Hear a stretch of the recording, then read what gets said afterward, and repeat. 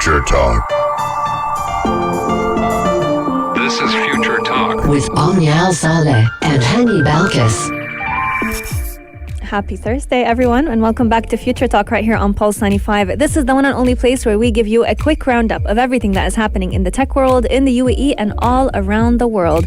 Thursday shows are always exciting ones because if you're living right here in the heart of Sharjah, you are probably welcoming the long weekend ahead. So we're hopefully going to keep you company for the next hour and hope you enjoy the show. Yes, and ladies and gentlemen, as you know, Thursday is here. Also the hot weather is here, because it's been very hot today. I don't know why. I mean, just yesterday we were looking at a little bit of a nice breeze. But today, ladies and gentlemen, when it does come to the tech news right here in the UAE, we are talking about the UAE Health Ministry. Now, will issue birth certificates via WhatsApp. Yes, indeed. I can't even imagine how convenient this is going to be and how faster will birth certificates be produced and issued now that you can just get it and send it by WhatsApp. Coming up on today's show, we are talking all about happiness and how we can welcome the weekend with a great mood. Joining us today is a professor of neurocomputation, neurosurgery, and mathematics at the University of Oxford, Professor Howard Newton, who is actually the man behind the very famous Happy Hat, which was actually making headlines and viral all over social media. It is a new invention. More specifically, it's a brain implant that is hoping to be honestly a magic solution for people who struggle with chronic depression as well as anxiety. It could potentially cut down on the option of giving patients medications and help them get their happiness back. Yes, and when we do talk about robots, we always remember, or we always are reminded of how robots have been implemented in supermarkets, warehouses, and when it does come to the authorities, we talk about the police. There's police robots. But today, ladies and gentlemen, we bring you guys Robustus, and that will be 5 robots that will help firefighters and will be something for the future. Yes, indeed. In the world of apps, we're talking all about Instagram and how there's a new hacking scheme that is causing people to get their hands messy when it comes to cryptocurrency. How does it work and what can you do to avoid it? We're going to be giving you all those details in just a few moments. Lots and lots is in store right here on today's show, so make sure you keep Pulse 95 locked and we'll be right back. Daily digital news. Bits and bytes connect our world.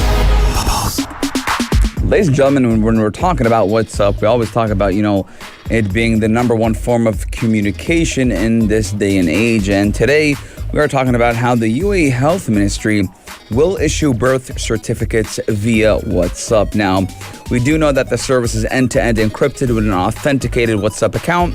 So don't worry, all your information is safe and sound. Yes, indeed. So I think this is going to be the best solution for parents who are expecting a child, but they don't necessarily have a name prepared, and they're actually quite worried about how they're going to be able to send and finish up all the documentation, especially if the child is born on a weekend. Because from my understanding, you have a set number of days that you can actually kind of finalize the name of the child, and you have to send out the paperwork quickly so that the birth certificate could be issued in time. So now UAE residents can soon get the birth certificate of their newborns issued via WhatsApp, and that is according to the Ministry of Health and Prevention. So everything is going to be a lot more seamless, and there will be an artificial intelligence system that will be responding to the customer inquiries through the virtual assistant. So any customer will be able to receive the birth certificate without having to go ahead and visit the Ministry of Health and Prevention Customer Service Center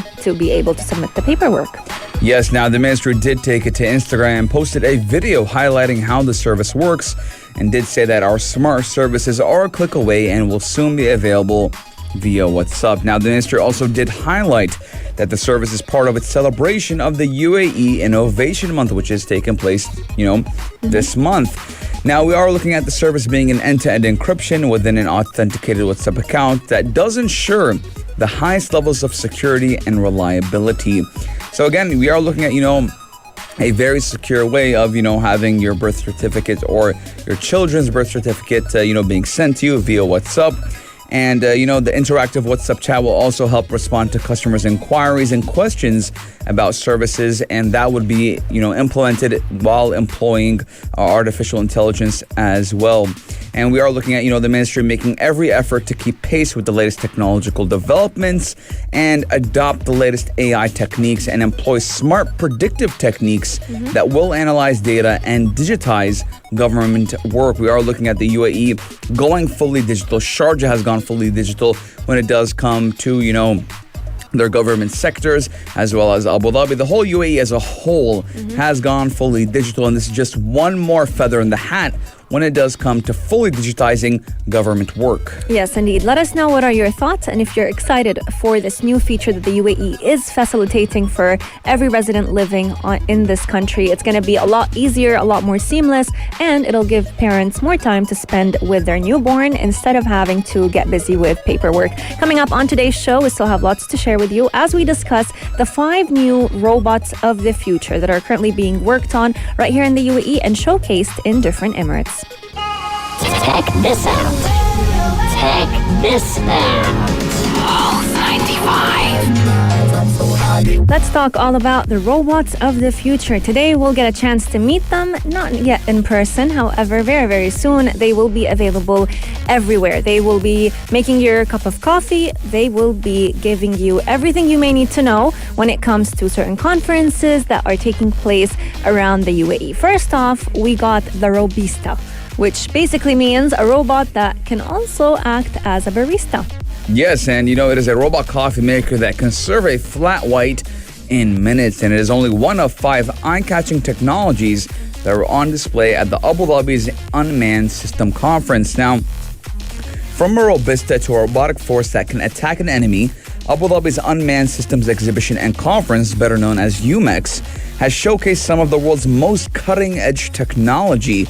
And today we're going to be telling you guys about the 5 most eye-catching robots on display at the Abu Dhabi National Exhibition Center. Now, first off, we're going to be talking about Robista, and it is a state-of-the-art robot that can prepare any kind of coffee. And it does come from a simple espresso to an iced latte in about 3 minutes, and it was the star of the show. I mean, we all love our coffee. I drink coffee multiple times a day, and everyone above the age of 18, I believe, is addicted to coffee. That is when I developed my coffee addiction. Now, the Robusta does have a price tag of around 350,000 dirhams and does promise to completely change the way coffee is prepared. Now, if I had a very big company, I would like this Robista to be serving me coffee. Yes, indeed. And you would be surprised to actually find out that this Robista first originated right here in the heart of Sharjah. So the founders of the startup Beyond X for artificial intelligence technologies are the ones that designed this robot because it fills a need. A lot of the times you want coffee, you want it now, and you want good coffee, not just cheap coffee that you can get from any fast food restaurant, McDonald's, anything that's open 24 hours a day. So what they wanted to do is create a barista robot that is capable of giving you very good coffee, some of the best specialty coffees, in no time, and it's going to be, working around the clock, because you can't make a human work 24/7, but you can definitely make a robot do that job.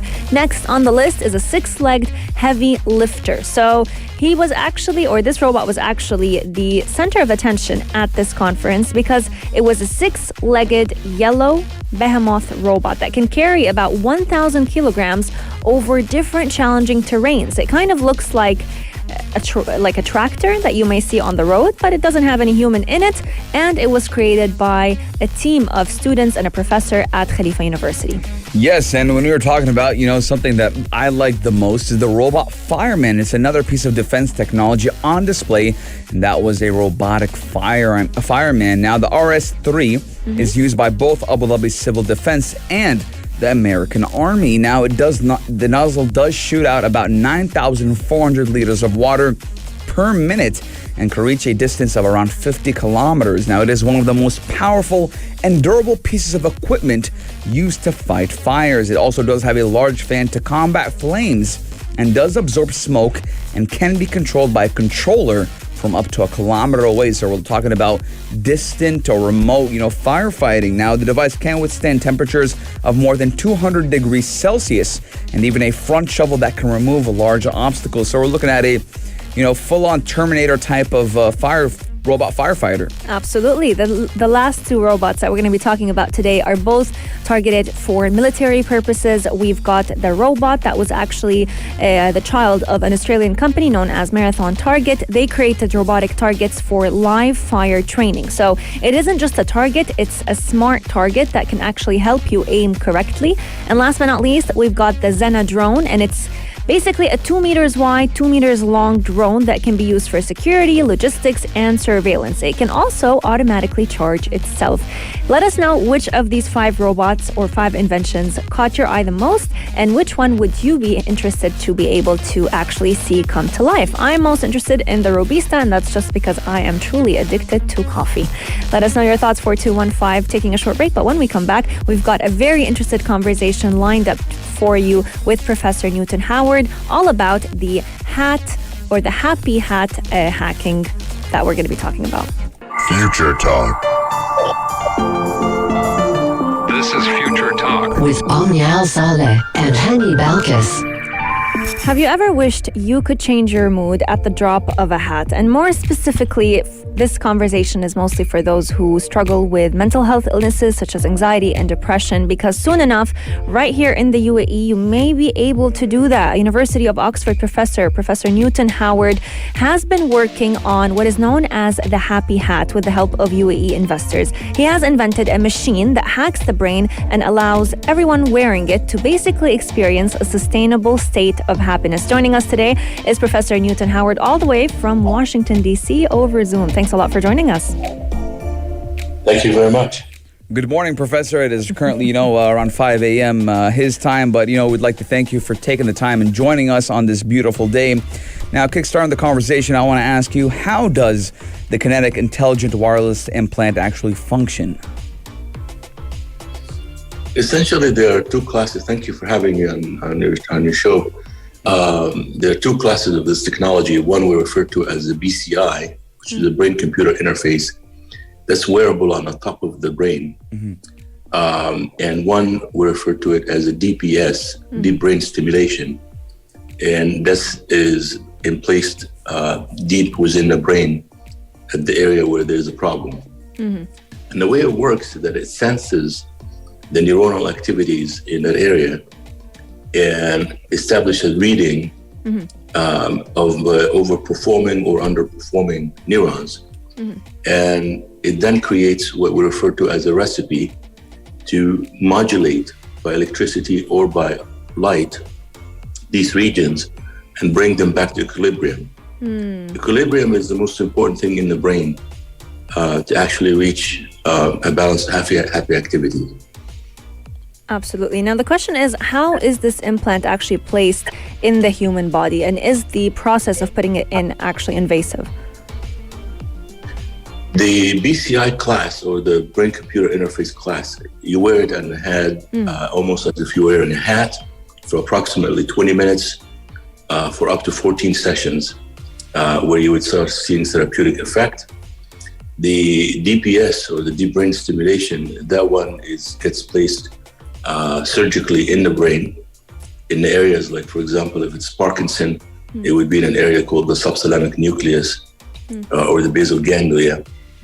And that's deep, and it's placed through the upper part of the gum cavity and the nasal cavity. Relatively unintrusive, but it is nonetheless surgical. And in your opinion, how much success should people expect to have or to find by using such an implant? So in terms of, let's say, mental illnesses, what is the success percentage, one might say? This class of technology has shown better than 70% success in most patients. And as it's being used more, there will be more things to be learned about it and enhancements. But it's definitely much better to the class of treatment that is available right now, like pharmaceutical and whatnot. Yeah, do you guys have plans for the future, to make it more of a commercial type of device where if just someone is having a bad day and, could use it? Well, the T-Kiwi device, remember, we refer to 2 types of hardware that we have. the kiwi and the tea kiwi. The tea kiwi is intended for that purpose, All right. where you actually get to wear it if you're having a bad day for about 20 minutes or less, and it removes the anxiety and the depression from your mood. That's amazing. So we're going to be taking a short break, but when we come back, we will be talking all about if this happy hat could have any side effects and how is it actually helping replace a lot of the traditional methods of medications that have been previously used to treat anxiety and depression. If you have any questions for Professor Newton Howard, please share them with us at 4215 Dur Salat. Future Talk. This is Future Talk. With Omnial Saleh and Hani Balkis.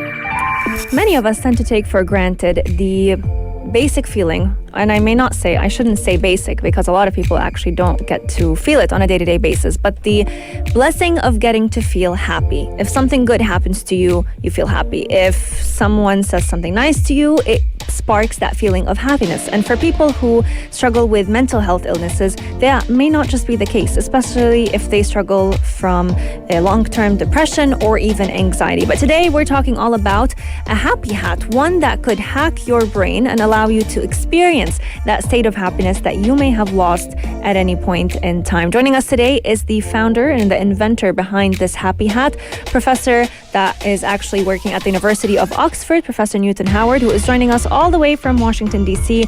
Once again, thank you so much for taking time out of your day. It's very No, I can't hear you at all. It's very early over there. Thanks a lot for joining us.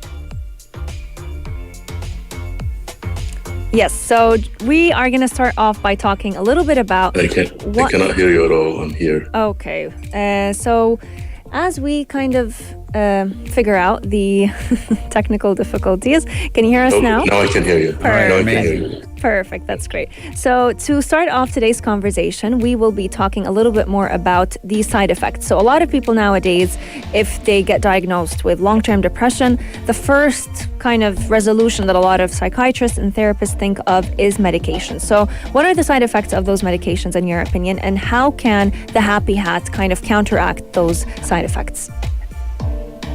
The medication is almost like a whack-a-mole solution. You fix one problem, you create another problem. So you go for depression, and then the medication causes anxiety. You go for anxiety, and then it could trigger bipolarity, and then so forth. The electroceutical solution in the tea kiwi doesn't have that type of relative side effect because the measurement is so precise that it specifically affects and stimulates that area that needs the solution, and only that area. It doesn't target other synaptic areas or regions that are not necessary, therefore doesn't cause this type of side effects. So no side effects to be seen from using the happy hat so far? A person can be overly happy. Oh, that's definitely one of the side effect best. that I'm looking for. Yeah, 100%. I mean, when we look at medications being, given to these patients, some of them, they even, develop an addiction to opioids. They develop an addiction to even greater substances and even illegal substances just because, I believe the body accommodates to whatever dosage you're giving them, and, some at one point just doesn't work. So having something that you're not taking by pills, you're putting on a happy hat. I feel like even I would love to wake up one day and say, what, I'm not kind of feeling good, I'm not motivated for today, let me put on this hat. It's gonna change 180 degrees of how I'm viewing the world today. Exactly, and the opioids and all this is interesting that you mentioned that. That's a whole other class of addiction. You don't get addicted to this tea kiwi technology, but you can get easily addicted to the pharmaceutical agents. Absolutely. Exactly, 100%. Now, when and where can patients wear this gadget, and how long will it take for patients to see improvement in their mood? About 20 minutes. And in one session, you can see alteration in mood. The system comes in a way that you actually see the measurement before and after, so you can see what region you affected and what degree of effects you did. That's amazing. And, whenever we talk about implants, just like you've mentioned, there's the Happy Hat and then there's the deep brain stimulation implant. Whenever we talk about implants, people immediately start thinking of the well-known Neuralink that Elon Musk is currently working on. And a lot of fear starts to develop. Many people say, you know what, even if it's going to make me a millionaire or a billionaire, I am not putting anything into my body. What would you say to such individuals? Our technology differs from that of Musk's technology. His process to do the implant is called craniotomy, which involves actually literally opening the brain and the skull and implanting it that way. Our process is craniofacial, which is almost like a surgical implants that you do when you do a plastic surgery or cosmetic surgery. So such that one is highly intrusive, one is mildly intrusive. Also, I personally don't drive a Tesla, and for a good reason. You're definitely right about that. I mean, we've seen the worst nightmares from Teslas in the past few months. I don't blame you, brother. So I'd say a brain implant made by a car maker makes me nervous. You got that one right.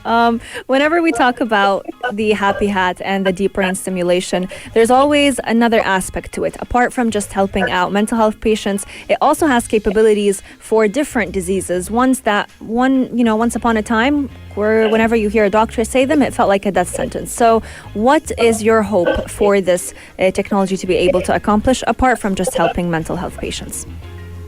I'm hoping for a relative direction into brain augmentation, into brain prosthetic, meaning that you use it as a support for the brain and you use it as a way to augment the brain. Augmenting the brain is like if you wanted to learn new skills, language, enhance a skill that you already have.